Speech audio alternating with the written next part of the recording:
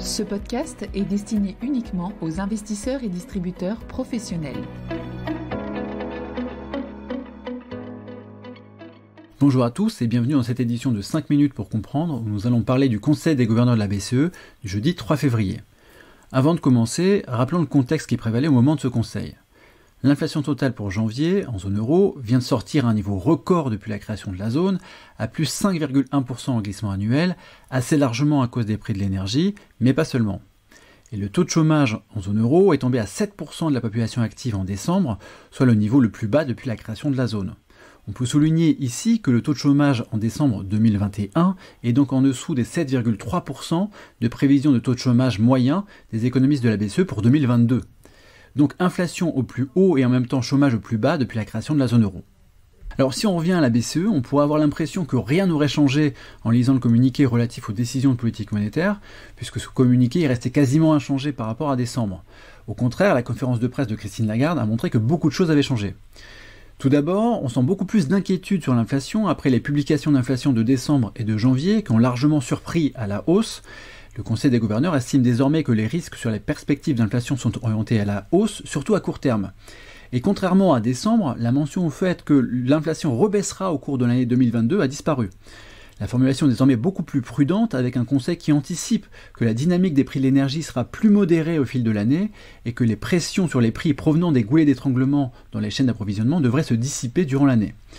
Lagarde précise que les inquiétudes au sujet de l'inflation sont unanimes dans le Conseil. Et pour finir sur l'inflation, l'élément est peut-être le seul qui freine la BCE dans la normalisation et le fait que la croissance des salaires reste atone. Maintenant, si on se focalise sur les décisions de politique monétaire, c'est toute la séquence de 2022 qui est remise en jeu. En décembre, la BCE avait indiqué que le PEPP s'arrêterait en mars, que les achats de l'APP seraient de 40 milliards mensuels au deuxième trimestre, de 30 milliards mensuels au troisième trimestre et de 20 milliards mensuels ensuite. Le Conseil a laissé intact ce programme pour cette fois, mais il est désormais évident que tout sera redébattu avec le nouveau jeu de projection économique lors du Conseil des gouverneurs du 10 mars. Alors qu'on lui a demandé si son affirmation de décembre tenait toujours, à savoir qu'une hausse de taux directeur était très peu probable en 2022, Christine Lagarde a laissé entendre que la situation avait changé. La porte est désormais clairement ouverte pour une hausse de taux dès 2022, mais Christine Lagarde a tenu à insister lourdement sur le fait que la séquence arrêt des achats nets de titres, hausse des taux directeurs tenait toujours. On pourrait donc imaginer une annonce en mars de l'arrêt des achats nets de titres au deuxième ou au troisième trimestre, avec une éventuelle hausse de taux vers la fin de l'année. Évidemment, les membres du Conseil essaieront de préciser le calendrier dans les prochaines semaines.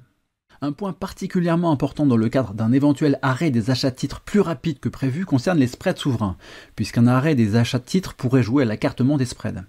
Ici, Lagarde a tenu à ne pas répéter l'erreur du 12 mars 2020 quand elle avait dit que la BCE n'était pas là pour fermer les spreads, et elle a précisé que la BCE utiliserait toute la flexibilité de ses outils pour éviter des écartements de spreads. Un peu comme si la BCE était finalement là non pas pour fermer les spreads, mais au moins pour éviter qu'ils ne s'écartent trop. Évidemment, cela sera testé sur les marchés dans les jours qui arrivent. Les minutes de ce conseil seront publiées le 3 mars et le prochain conseil des gouverneurs aura lieu le 10 mars. Merci de votre écoute et à bientôt. Communication promotionnelle non contractuelle. Les commentaires et analyses reflètent l'opinion de CPRAM sur les marchés et leur évolution en fonction des informations connues à ce jour.